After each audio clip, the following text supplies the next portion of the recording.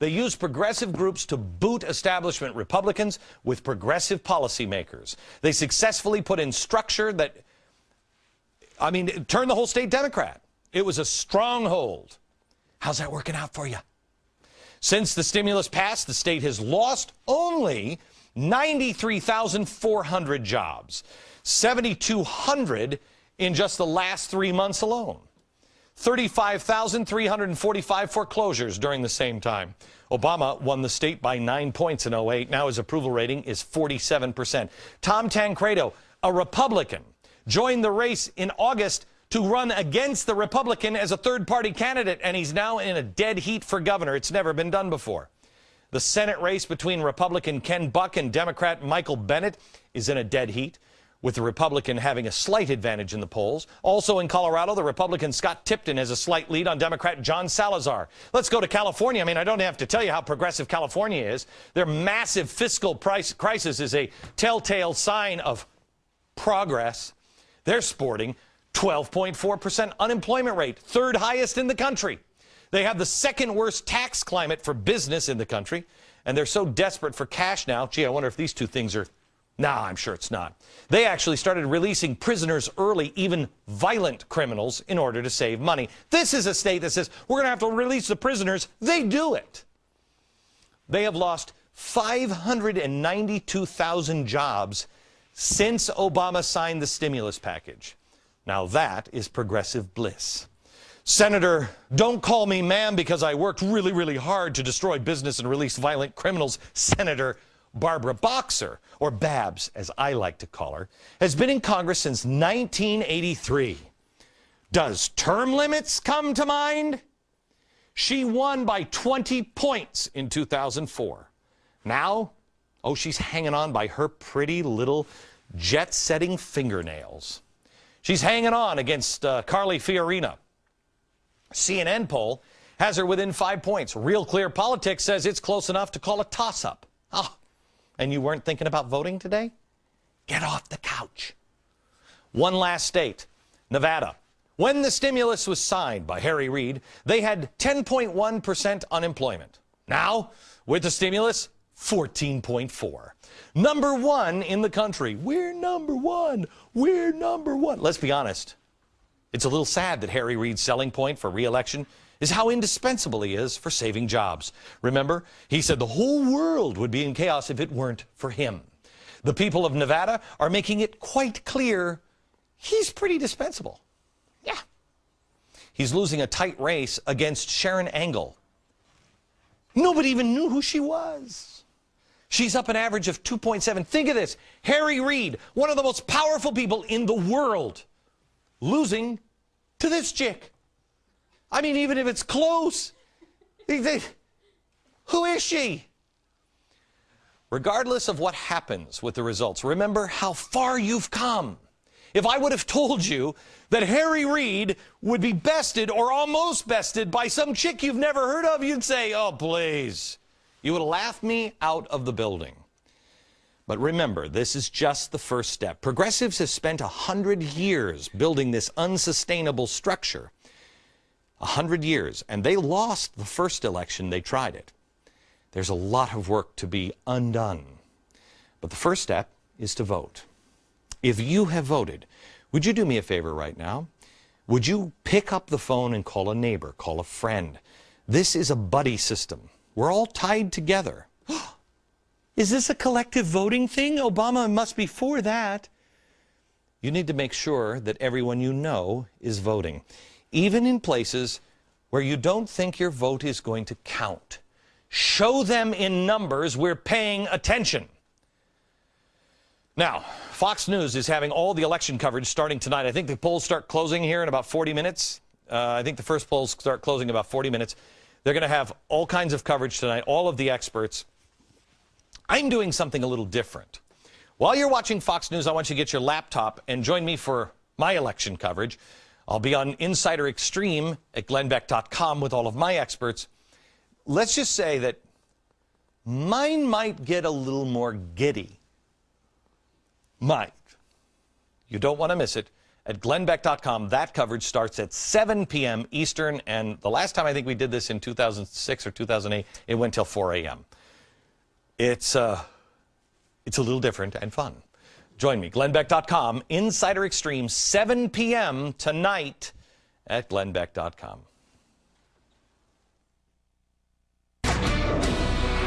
Election day in America is great because we get to exercise our right to vote.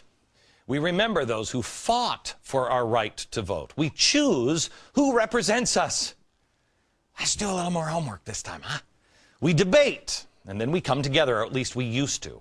Today is great for another reason, however, and that is this one. Political ads are finally over. He wants to put Social Security in the stock market. He voted with Nancy Pelosi 93% of the time. Guess who lives in this spectacular Washington Ritz-Carlton? Love this one. 20 speeding tickets, once for going over 90 miles an hour. My family loves Belle, but she can make a mess, and we have to clean it up. Bailouts, debt, government health care, and job-killing energy taxes. Big oil and insurance companies calling the shots. More jobs shipped overseas. 1,250 jobs gone. They take care of special interests, and they don't care if lobbyists write the laws. What kind of person votes against fair reenlistment pay for our National Guard? What kind of person eats little children and puppy dogs on Saturday nights? Political ads never reveal anything about the candidates. What they reveal is what the candidates think of you. When someone creates a media message, what they're doing is trying to find a message that appeals to the most people in order to get them to buy a product, or in this case, vote for or vote against a candidate. I think what they're really trying to do is trying to suppress the numbers of people who actually, they just turn this nonsense off and say, I don't really care anymore. They really truly believe that this nonsense will make you say, Herb Nerfelmeyer wants to mutilate my children? Yes, he's down at the GOP headquarters with big butcher knives sharpening for your children right now. I can't vote for him. Are we this stupid? The sad part is, most of us just turn the television off, and we don't buy it, but we tolerate it. And so we keep putting the same dopes in office over and over and over again. Some of the people that are out there, I cannot believe they're not getting blown out of the water. Guys like this guy, well, he is actually getting blown out of the water, and I'm happy. Yes, I am. Alan Grayson. This is the biggest person that shouldn't be in office. This is a guy that said Republicans' health care plan was just to die quickly. Oh, I'm going to have such a party tonight when it comes out that he... Oh, join me on Insider Extreme at glennbeck.com, will you? Because this one I'm going to enjoy. He said Republicans' plan was just to die quickly, and many other stupid things that are just too long to list. I mean, we'd be here for a week. We only have an hour.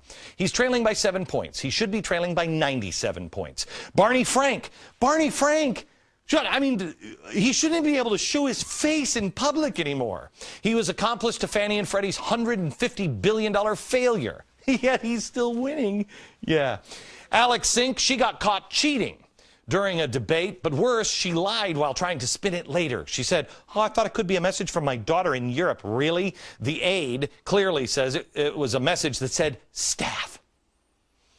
Don't call me ma'am, Barbara Boxer, and all of her arrogance. Somehow she's still 4 points ahead in the polls. Isn't that amazing? Jerry Brown, hey, dude, rock on, dude. This is a guy who just admitted that he never had a plan for the state when he was first elected. He said, oh, no, I didn't. I was lying.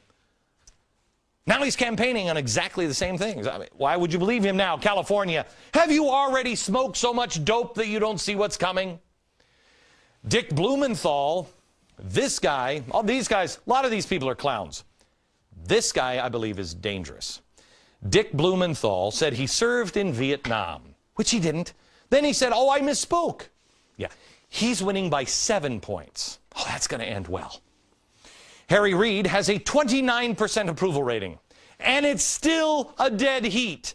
This guy, his staff is so concerned that they enlisted the help of a lobbyist to get Harrah's employees, you know, the casino people, no corruption ever, to coordinate with the culinary union because the union had some money available for buses to take the employees to go vote for. And here's all Yeah, here we find them today. Can you imagine the corruption that we're going to find when the Republicans finally get into office? These are the memos back and forth. And then you have Nancy Pelosi. She has a 33% approval rating, but she usually gets 70 to 80% of the vote in the elections. So how is it that we keep managing to re-elect the same people that most Americans universally despise? Well, one reason is the stupid attack ads that we keep falling for, just turning off. The other is gerrymandering. It is easy for you to get re-elected when you can turn your district into silly putty. This is from a brand new book that I wrote. This is answering 3 questions that you have asked me. The most important one that you have asked me in the last 2 years is, what do we do about it? The answer is in here. Please, please consider buying this book, or just go to the library and look at the answers. I want to show you the gerrymandering, and they're all in this book. That's gerrymandering. This is North Carolina, 3rd District. Now, here's what I like to call the gerrymandering of the Chicago jaws of life. This is his district. How did you come up with that? How? This does not breed moderates. It's because of this you get crazy people on the very left and the very right. The founders wanted those to be square blocks. It's the way it should be. This is who's controlling our government. Don't pay attention to the negative ads. The only way to waste a vote is to not vote. The only way to fix the system is to get up and vote. Get up and vote now. I will tell you that, as I said just a few minutes ago, what difference does it make in New York? You think Cuomo's not going to win? It makes a huge difference. Send a message, and then grab this and look at what I write about term limits. Look about how I mean, the answer to the line item veto is in there. When you read about the line item veto and you see the game that has been played on you, blood shooting right out of your eyes, you won't be able to take it. But at least you'll have an answer, and you'll be able to stand up with the people that you are putting into office today and say, here's the answer. Push for it. Go. We got your back. Because imagine the difference that you're going to make in the next 2 years. Back in a minute.